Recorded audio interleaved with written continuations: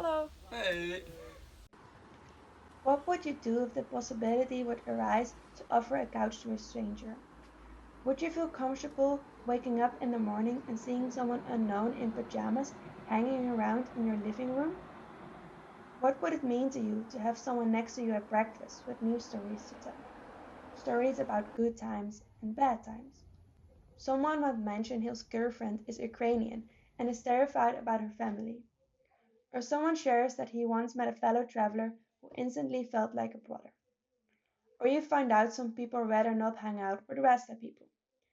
You might hear stories from another social environment that might challenge your perspective.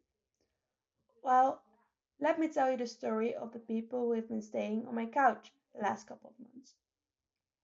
These people were couchsurfers and I've met them online through couchsurfing.com. We've been chatting a bit, exchanged our online profiles, and both felt comfortable enough to actually meet up and get a bit closer. Being at home with strangers brings an intimate setting. One of you at least is surrounded by familiarity, of habits, personal belongings, and some form of safety. When couchsurfing, you share this comfort, but you also need to let go of control. Together, you dive into the process of building trust through new experiences. You just view all that life has to offer with someone new. See sunsets, dance your ass off, share your doubts and hurts, and in the end, you might sit together and share that you have learned from one another. Couchsurfing starts from an exchange where basic material needs and human connection come together. Experience becomes some kind of currency. You might think the reason behind couchsurfing is that it is almost free, but it is so much more than an issue of money. It is about friendship and understanding how you build friendship from scratch, how we all have the power to open up and be warm and curious to people different than ourselves. But we do need to set the first step, and a couchsurfing platform can be this first step. When you let a new person come close to you, you encounter your own boundaries towards others. You might ask yourself the question, where does the other stop and where do I begin? How does the person in front of me extend my knowledge, wisdom, way of questioning? How can I learn from someone else and what do I have to offer in the form of generosity, personality, or even loving kindness?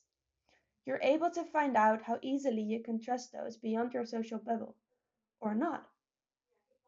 You are able to find out whether you have conditions that might include culture, gender, or personality. Making the world a bit more empathetic starts by understanding your own empathy. Basically, you're willing to ask yourself fundamental questions in order to reflect on the feeling of trust. You're teaching yourself to find trust within yourself. It means you trust your response to all that is new. You might encounter all sorts of situations, but if you have a positive mindset, you can deal with all of it from a position of strength. Today, we're living in an almost post pandemic world. We have been in a situation where we needed to deal with loneliness and making ourselves smaller than we actually are.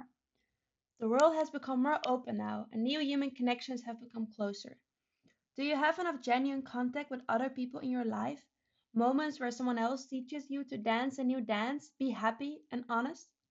Some of the couchsurfers I've met mention they sometimes miss genuine and spontaneous contact in our fast paced world. Do you know from yourself whether you miss this form of contact sometimes? And could a stranger be a gateway to filling up this feeling of loneliness, maybe caused by society? I will introduce you to the couchsurfers I've met the last couple of months. But first of all, welcome in my home. This is Celine from Taiwan and Francesca from Italy, Max from Argentina, a very witty guy who I laughed a lot with and got to know pretty well in 3 days. But most of all, he challenged me and taught me a lot. This is Stevie from Sacramento, California. He had a super nice pace walking through the city, but most of all, he asked a lot of critical questions. This is Morgan from Paris, and Nasser, also from Paris. I asked all of them the question, How do you become mirrored by a stranger when couchsurfing? What do you experience and what feelings do you notice within yourself? Some of them will share their answer with you, maybe a future couchsurfer. The things I press the doorbell, everything turns out very positive. The conversation would be something really genuine, like something really authentic. To exchange with people, to have a real exchange, not just speaking about what I put today because the weather is sunny, so I put t-shirt. No, couchsurfing it's more about the soul, what we think in the head. Same thing. So I mean, couchsurfing is allowing me to meet real people who actually lives in those places, and I don't know, I really appreciate like other people's kind of thoughts, like their point of view on things or how they see life. Like I mean, we're from different parts of the world, and you have to get to know the other person how she or he feels in I don't know somewhere, how they what's their opinion or some subjects that maybe you have a different one. I think that maybe to talk about topics that you're not used to, like for example, there might be something you don't. Um, I mean, you can actually talk about it, but wouldn't be a topic you just bring up meeting up with your friends on a bar. Because it's not like the kind of place you will be like really listening to the other person and just like answering. I don't know. It will be like you need maybe somewhere private to just talk about that.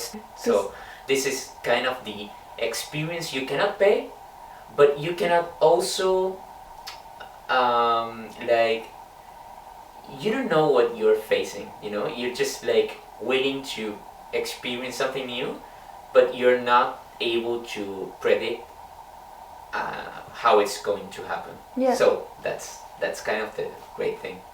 Because for me, the the best moment is to exchange with people, and I can learn more than to see a landscape. I learn as well synchronicity, because when something happens in your life, it's not by hazard, it's like destiny, or it's like synchronicity. When sometime you want to see exactly you wanted to see, or to her, or meet kind of people, you meet them because you ask without needed of material stuff, of money, like just authenticity. Yeah, but without to have back, and that I think it's couchsurfing way. Cucumber, Yeah. banana, kiwi, grapefruit, apple,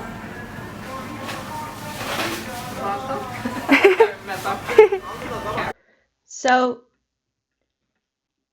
would you offer a couch to someone unknown? And who will you be when this person is leaving to go somewhere else?